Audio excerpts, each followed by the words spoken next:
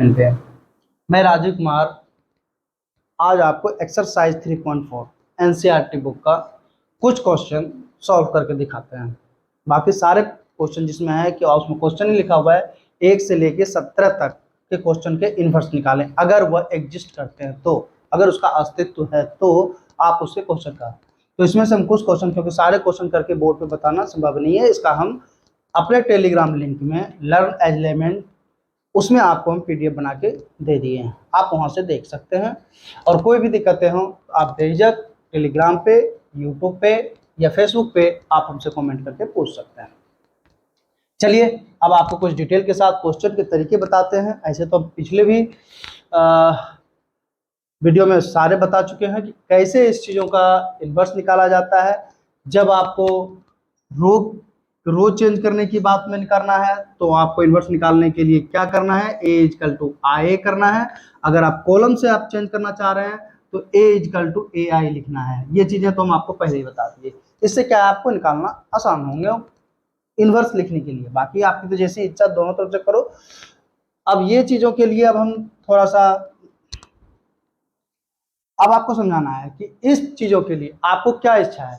हम चाहते हैं कि इसको हम निकाल देते हैं रो के साथ। किससे निकालते हैं बच्चों? रो से। तो रो से जब आप निकालोगे, जो जो चीजें बता रखे हैं आपको ये यादें होनी चाहिए, ठीक है। 6 प्रकार के आपको इसमें बता रखे हैं कि किस किस तरीके से किसको जोड़ना है, किस चीज को घटाना है, वो चीजें सारे यहाँ पे याद रखना है। चलिए रो से हम करते हैं। तो row equal to A equal to I, ये मान लिए। अब ए यहाँ लिख लीजिए 1 2 -1 3, और आई कितना हो गया भाई 1 0 0 1, यही रहेगा ना। और ए एडजेक्टिव रहता है, ठीक है। अब हमारा कहना है कि आपको इसको जो है इस रूप में लाना है, इसको किसके रूप में लाना है, इस रूप में लाना है, और इसको इस रूप में लाना है। तो इसके लिए आप जो जोड़ घटाव करना है वो आप करो, वो आप पे छोड़ दिए। अब देखिए, आप यहाँ खुद देखिए और गौर कीजिए कि आपको इसमें क्या चेंज करने की जरूरत है। एक तो इसको चेंज करने, और ये सारे ये 2 3 को क्या चाहिए, मैं 0 1 में चाहिए। तो 2 को हमें 0 3 में करने के लिए आप क्या कर सकते हो बताओ। पहले हम 2 को ही बात करें तो अब आप ये बोल सकते हो ना 2 है तो इस 1 में 2 से मल्टीप्लाई करके घटा दें। तो इसको क्या लिखोगे, ये R1 है और ये R2 है। आप बताइए क्या लिख सकते हैं। इसको लिख सकते हैं बच्चों R2, क्या लिखोगे R2 माइनस 2R1 लिखोगे। अब ये मत समझना कि सिर्फ 2 पे ही एप्लीकेबल है, ये R2 कॉलम के पूरे पे एप्लीकेबल है, ठीक है। ये यहाँ इसमें भी सब पे लागू रहेगा।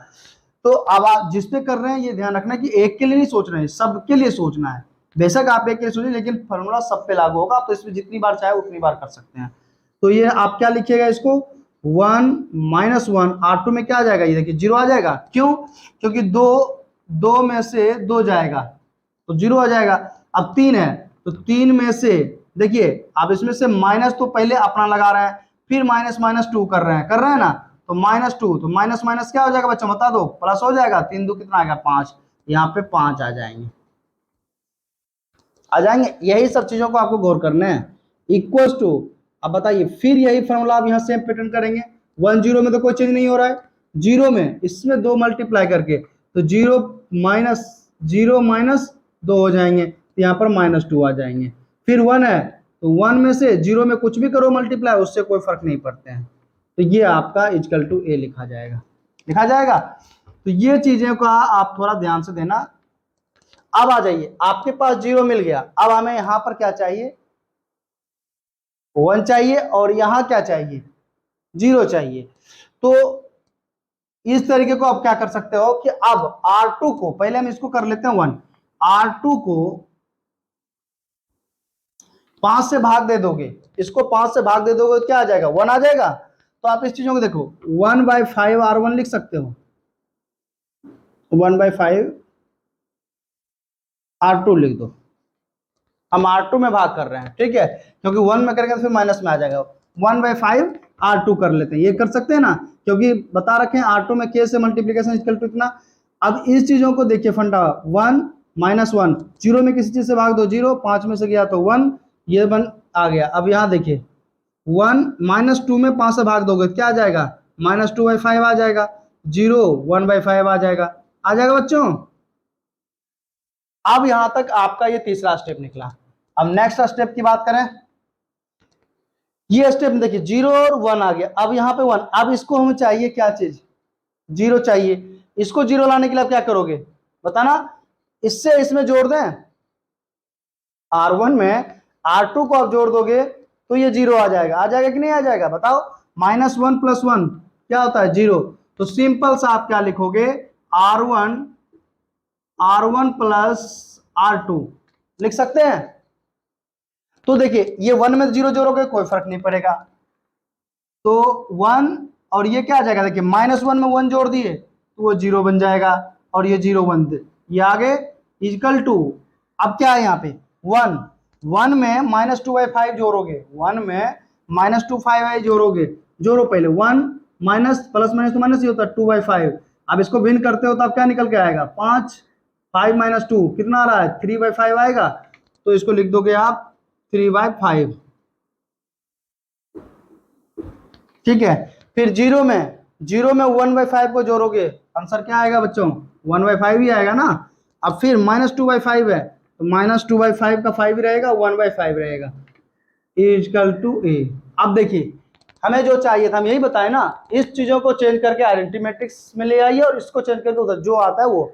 अब ये चीजें जो हो गया आपका a इनवर्स हो गया, आप लिख सकते हो a इनवर्स इक्वल टू 3/5, 1/5, -2/5 और 1/5, ये आपका आंसर हो गया।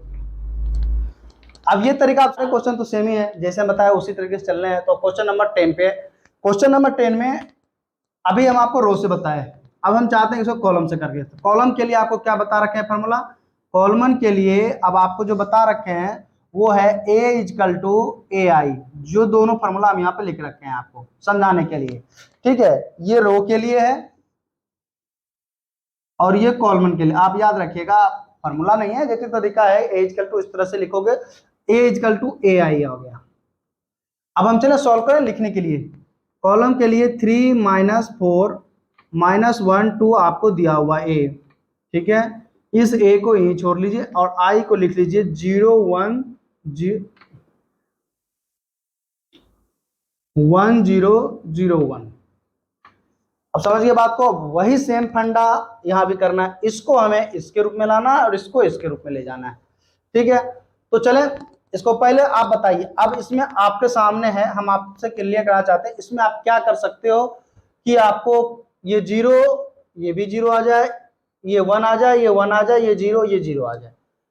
बताइए सबसे पहला नंबर मेरा जो विचार है, आप इस चीजों को ही 0 करने को सोचो। तो इस चीज को 0 करने के लिए आप क्या कर सकते हो,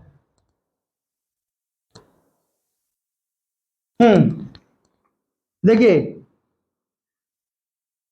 इसको लिख सकते हैं आप C1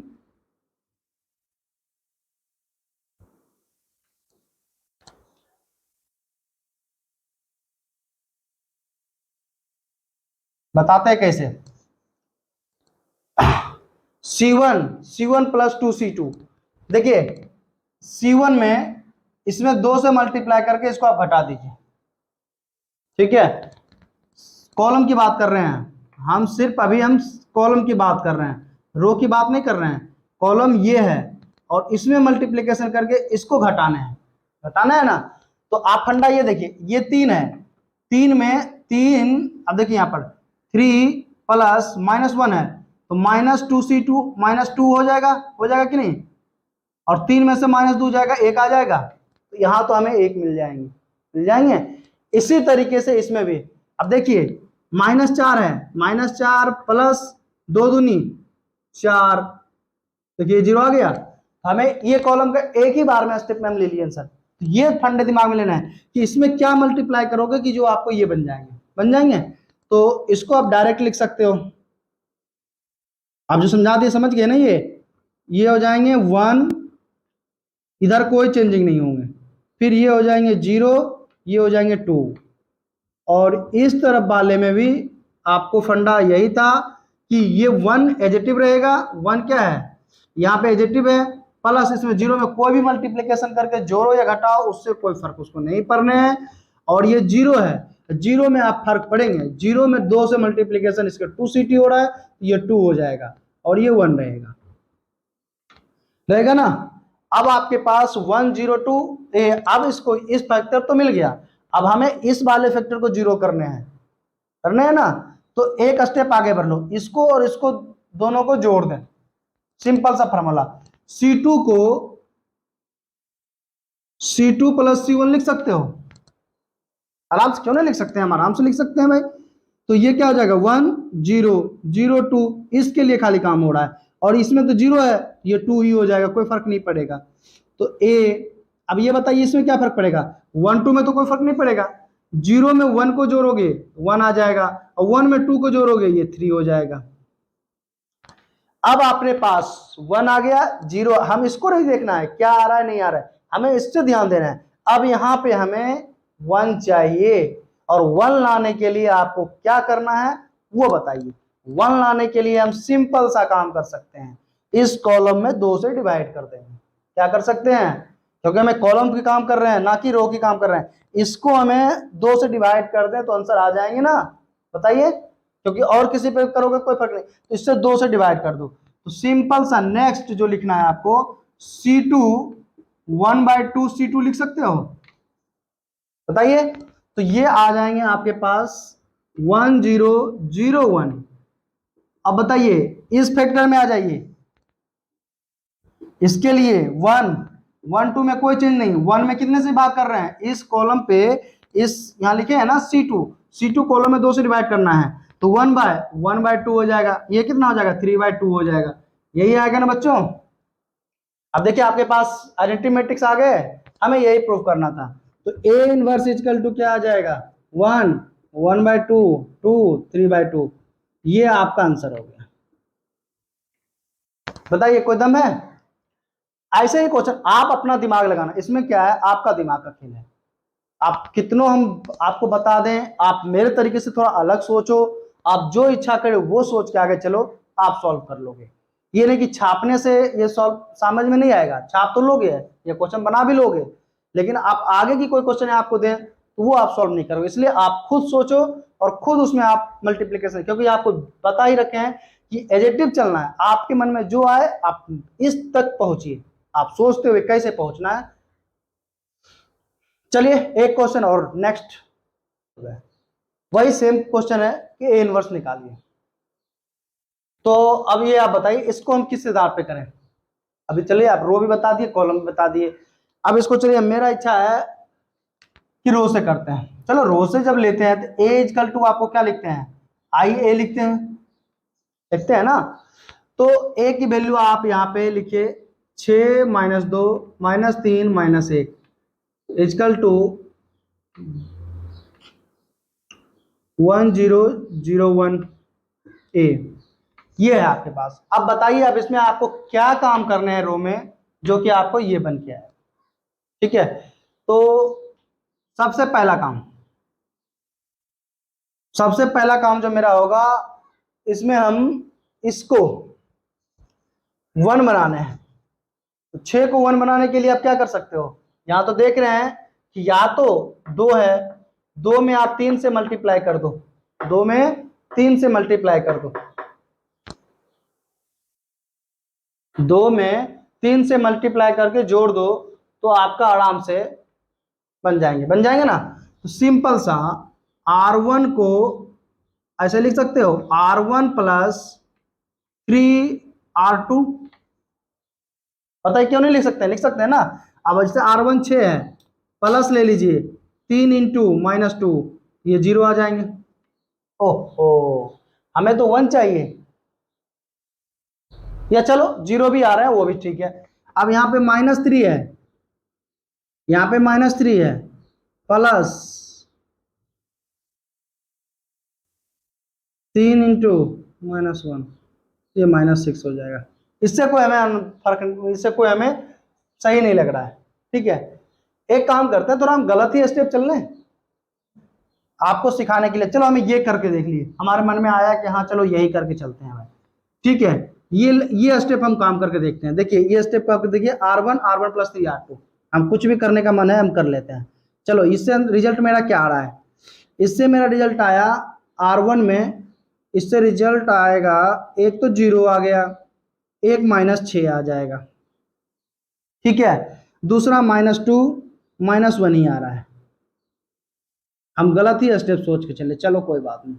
अब 1 है, 1 में किसी संख्या से 0 घटा गुना करो, कोई फर्क नहीं पड़ना है। और 0 में कितने से, 3 से मल्टीप्लीकेशन होना है, तो 0 + 3 कितने हो जाएंगे, 3 हो जाएंगे।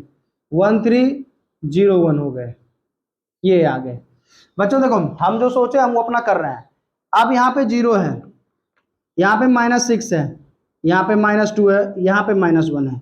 अब बताइए इसमें ऐसा क्या करना चाहते हैं, यहाँ हमें 1 आए, यहाँ पे हमें 0 आए।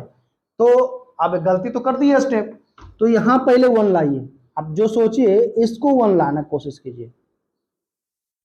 ये अगर आपका 1 आ जाता है तो आपको, और ये भी 1 चाहिए, ये 0 चाहिए, और ये हमें 0 चाहिए, तो हम पहले इसको 0 कर लेते हैं। -6 है, तो -6 को 0 करना है, तो आप सिंपल सा फंडा R1 किए हैं, तो ये क्या आ गया फंडा, 1 -1/2, ये आ गया 0। आगे अब -1 है, -1 में से 2 का मल्टीप्लाई करके जोड़ना है, -1 में 2 से मल्टीप्लाई करके जोड़ना है। तो माइनस, एक काम करो, -1 + 2 × -1/2, -1 -2 आ गया। अब समझ में आ गया, ये क्वेश्चन ही साला गलत है।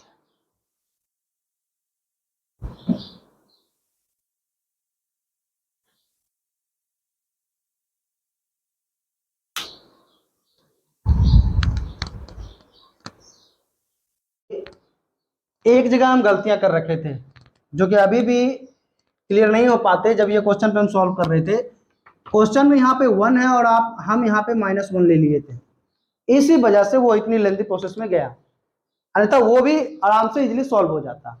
अब देखिए यहाँ भी, यहाँ अगर 1 कर लेते हैं, है ना, तो ये डायरेक्ट क्या आ जाएगा, आपका 0 आ जाएगा। देखिए